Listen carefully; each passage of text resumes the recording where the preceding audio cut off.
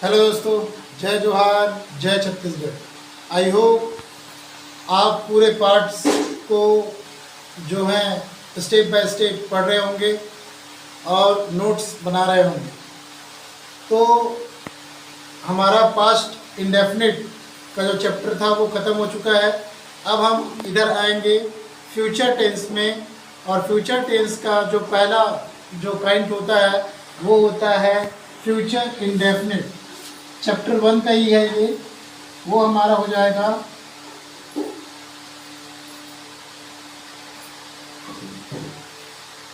Future indefinite. सामान्य वर्तमान सामान्य भविष्य का फ्यूचर इंडेफिनिट बहुत ही इजी है, ज़्यादा इसमें मशक्क़त करने की ज़रूरत नहीं है। बस आपको जो फार्मूला बताया गया था पहले, सब्जेक्ट वर्ब और ऑब्जेक्ट, इसको आपको फोकस रखना है। बाकी इसमें जो भी खेल होता है वो खेल सिर्फ हेल्पिंग वर्ब का होगा, बाकी और कुछ नहीं। जैसे ऑफर्मेटिव में जाते हैं, सबसे पहले ऑफर्मेटिव देखते हैं, उसके बाद इंट्रोगेटिव देखते हैं, उसके बाद नेगेटिव देखते हैं। तो ऑफर्मेटिव में हम देखते हैं कि होता क्या है। पहले क्या होता था कि मैं पहले का बता रहा हूँ, जो पहले चलता था, जो फार्मूला के अकॉर्डिंग जो चलती थी उस बात को देख लो। जैसे ही see it, he see it, और दे, और एक रहता था यू। इसके साथ जो है विल का प्रयोग करते थे। अगर सब्जेक्ट अगर ही सी इट है और दे और यू है तो उसके साथ विल लगाते थे हेल्पिंग वर्ब्स के रूप में, और आई और वी के साथ जो है सेल का इस्तेमाल किया जाता था। तो अब जो है आधुनिक समय में इस फार्मूला में बहुत चेंज आ गया है। अब जो है जितने भी सब्जेक्ट है, नॉर्मली आप जितने भी सेंटेंस देखते हो, आप हर सब्जेक्ट में विल का प्रयोग ही देखेंगे। तो देखते हैं कि कैसे हेल्पिंग वर्ब्स इसमें यूज होगा। तो चलो आगे बढ़ते हैं वीडियो में। अगर सब्जेक्ट आपका ही, सी, इट, आई, वी, यू, दे, ये सारे आपके सब्जेक्ट है, या फिर कोई नाम जैसे राहुल हो गया और सोहन हो गया, इस सब में जो है सब्जेक्ट के बाद विल का प्रयोग किया जाएगा। इसका प्रयोग किया जाएगा विल का। तो विल जो होता है, ये विल जो है हेल्पिंग वर्ब्स के रूप में होता है। हेल्पिंग वर्ब्स मतलब होता है सहायक क्रिया। तो देखते हैं कि इस विल का जो उपयोग है वो फार्मूला में किस प्रकार से होता है। आप दोस्तों, आप एक चीज़ हमेशा ध्यान रखना कि हेल्पिंग वर्ब्स हमेशा सब्जेक्ट के बाद ही लिखे जाते हैं। इसको आपको हमेशा याद रखना है। अगर आप अफर्मेटिव सेंटेंस बना रहे हो तो हेल्पिंग वर्ब्स हमेशा सब्जेक्ट के बाद ही लिखेंगे। तो यहाँ पे विल जो है एक हेल्पिंग वर्ब्स है। अब देखते हैं कि इसका फार्मूला जो है वो कैसे बनेगा। तो इसके लिए जो फार्मूला होता है वो subject plus will plus verb का फर्स्ट फॉर्म। ठीक है, इसके पहले आप स्टार्टिंग मेरे वीडियो में स्टार्टिंग पार्ट में जो है आप नहीं, मेरा जो पास्ट इंडेफिनिट वाले चैप्टर में आप देखिएगा, उसमें मैं 3 फॉर्म्स के बारे में बताया हूँ। तो उसी में से ये फर्स्ट फॉर्म है, वर्ब का पहला रूप। जैसे प्ले फर्स्ट फॉर्म है, और जैसे cut first form, right first form. तो उसी प्रकार से फर्स्ट फॉर्म को ही लिखना है, या क्रिया का मूल रूप। उसके बाद आ जाता है आपका ऑब्जेक्ट, उसके बाद जो भी है कॉम्प्लीमेंट जो भी हम लिखते हैं। तो सबसे पहले हम लिखते हैं सब्जेक्ट, सब्जेक्ट के बाद लिखते हैं हम विल जो हेल्पिंग वर्ब्स के रूप में रहता है। उसके बाद वर्ब का पहला रूप और ऑब्जेक्ट। अब हम क्या करेंगे, इस फॉर्मूला को जो हिंदी के जो सेंटेंस है उसमें हम इसको सेट करेंगे। तो ये फ्यूचर जो टेंस है आपका, इसमें आपको ज़्यादा कुछ ध्यान नहीं देना है, आपको सिर्फ हेल्पिंग वर्ब से फोकस करना है। और हेल्पिंग वर्ब्स जो इसमें आपका कॉमनली जो हेल्पिंग वर्ब्स है वो विल ही यूज़ होना है। इसमें आपको ज़्यादा इसमें दिमाग लगाने की ज़रूरत नहीं है। कोई भी सब्जेक्ट हो आप सीधा वहाँ पे विल डाल देना, वो गलत नहीं होगा। तो इसी सूत्र के साथ हम हिंदी का बैठाएंगे। चलो देख लेते हैं। जैसे मैं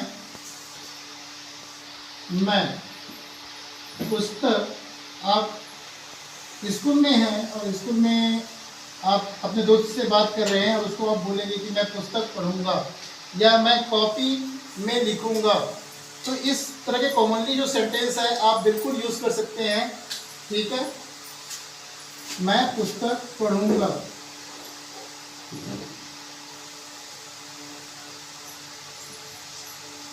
मैं पुस्तक पढ़ूंगा। ठीक है। तो अच्छा, मैं आप लोग को इसका पहचान जो मेन जो चीज़ है वो बताना भूल रहा था। तो चलो सबसे पहले हम जो है भविष्य फ्यूचर इंडेफिनिट की जो पहचान है वो देख लेते हैं। तो उसके पहचान क्या होते हैं। तो पहचान में रहेगा, पहचान भी होना जरूरी है। क्रिया के साथ जो है गा, गे, गी। सब्जेक्ट के द्वारा कोई भी कार्य करेगा या कार्य होगा उसको हम कहते हैं सामान्य भविष्य काल। तो क्रिया के साथ गा, गे, गी अगर आप देखते हैं, जैसे लिखूंगा, लिखूंगा, देखूंगा, चलूंगा। तो यहाँ पे आप देख रहे हो जितने भी यहाँ पे क्रिया है उसमें लास्ट में आप गा देखेंगे। लिखेगी, बेचेगी, चलेगी। तो इस प्रकार से आप आसानी से पहचान सकते हैं कि वो फ्यूचर इंडेफिनिट का सेंटेंस है। तो सबसे पहले आपको पहचानना आना चाहिए कि फ्यूचर इंडेफिनिट के पहचान क्या होते हैं, तभी आप इस फार्मूला को उसमें सेट कर सकते हैं। फार्मूला आप सभी को याद हो ही गया होगा। सब्जेक्ट, उसके बाद आता है आपका विल, उसके बाद आता है आपका वर्ब का फर्स्ट फॉर्म, उसके बाद आता है आपका ऑब्जेक्ट। चलो आगे बढ़ते हैं इसी के साथ। जैसे मैं पत्र लिखूंगा, मैं पत्र लिखूंगा। तो यहाँ पे देखो सबसे पहले हम पहचान करेंगे कि कौन सा सेंटेंस है, किस प्रकार के टेंस का सेंटेंस है ये। तो देखते हैं यहाँ पे हमें जो क्रिया है, क्रिया में हमें गा दिख रहा है। गा दिख रहा है मतलब ये जो रहेगा ये सामान्य भविष्य काल होगा। तो अब हम पहचान कर लिए। पहचान के बाद हमें सब्जेक्ट, वर्ब और ऑब्जेक्ट का पहचान करना होता है। तो देखते हैं इसमें मैं जो है ये सब्जेक्ट हो जाएगा क्योंकि इसके द्वारा कार्य हो रहा है। कार्य कौन सा हो रहा है, लिखने का कार्य हो रहा है, तो ये वर्ब हो जाएगा और पत्र जो हो जाएगा ऑब्जेक्ट हो जाएगा। अब चलो इसी को हम इस पर सेट कर लेते हैं। सबसे पहले हम क्या लिखते हैं, सब्जेक्ट लिखते हैं। तो मैं का क्या हो जाएगा, आई। उसके बाद हेल्पिंग वर्ब्स लिखना है आपको, विल। वर्ब का फर्स्ट फॉर्म लिखना है, तो राइट में होता है लिखना।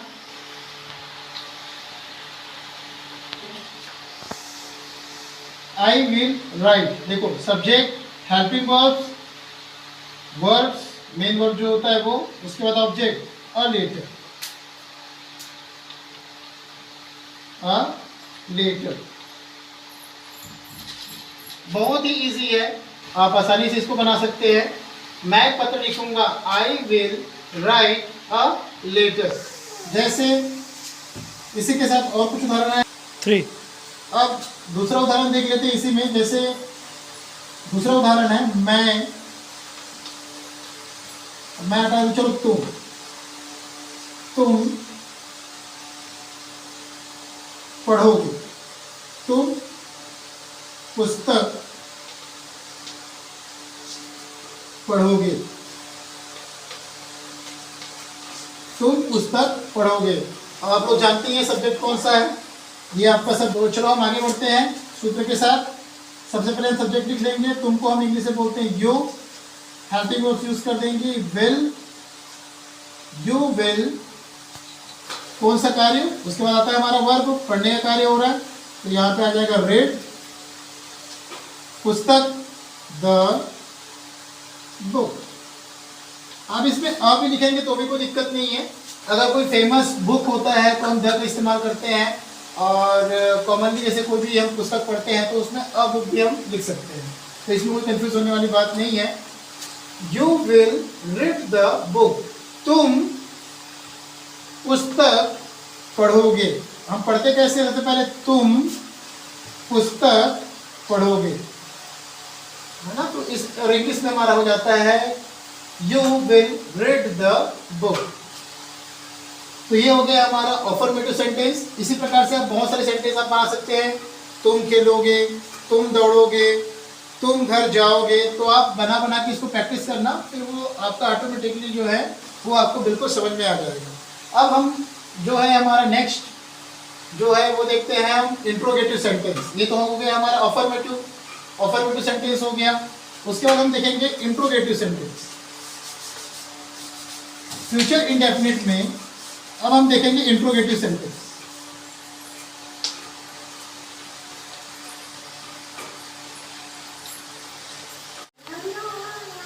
तो ये हमारा हो गया चैप्टर 1 का जो अफर्मेटिव सेंटेंस है उसका। उसके बाद जो रहेगा वो रहेगा आपका इसके बाद वाला जो हमारा पार्ट होगा वो होगा इंट्रोगेटिव और नेगेटिव, जिसमें बताया जाएगा कि इंट्रोगेटिव कैसे हम चेंज कर सकते हैं इजी वे में, और कैसे हम उसको नेगेटिव में चेंज कर सकते हैं। तो मेरे नेक्स्ट पार्ट में आपको वो चीज़ सीखने को मिलेगा। तो बने रहिए मेरे वीडियो पे, और लगातार जो है आप स्टडी करते रहिए, और बिल्कुल आप जो है टेंस के बारे में जान जाएंगे, और एक अच्छा जो है इंग्लिश आप सीख पाएंगे, और आपके लिए बहुत ही हेल्पफुल होगा आपके लिए कि इंग्लिश आप आसानी से समझ सकोगे, और आसानी से आप जो है इंग्लिश में बात करना भी सीख जाएंगे। So thank you.